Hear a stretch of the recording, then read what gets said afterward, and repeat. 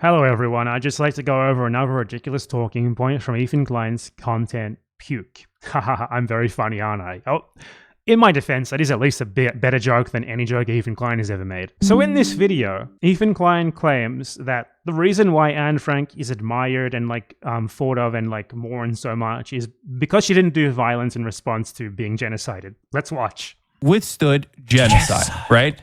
Like he is a person whose only experience is it's literally like talking to fucking Anne Frank, basically. Okay, being able to talk to Anne Frank in real time. To quote Anne Frank, "I keep my ideals because in spite of everything, I still believe that people are really good at heart." Anne Frank. I'd just like to be clear, Anne Frank is wrong there. The Nazis who massacred her and her family were not good at heart. Continues to inspire generations of people because in the face of a genocide that eventually took her and her entire family's life, except for her dad, she refused to give in to hate, malice, and violence.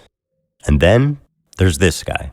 So I want to be very clear here that what Ethan Klein is implying there is that what is important about Anne Frank's story is not that she was this little child who tried to hide from a genocide and was eventually found and tragically massacred by genocidal Nazis for nothing more than her race. But it seems that Ethan Klein legitimately is implying here that if Anne Frank had actually fought back, if she had hated the people who were trying to massacre her and everyone who happened to share an ethnicity with her, that would have delegitimized her, that she would not be famous or anything, that would have delegitimized her, that she would not have merited being famous or anything, and that it's delegitimizing for people who are victims but who do hate their oppressors and who do want to fight back against them to do so. So basically the implication is that if Anne Frank had fought back, then she would have deserved it. That resistance to racial genocide is bad, and the only virtuous thing to do in the face of it is to not fight back and just sort of hide or kind of lie down and just hope they don't come for you. I guess he really hated resistance groups who fought back against the Nazis who didn't lie down. That seems to be his mentality anyway.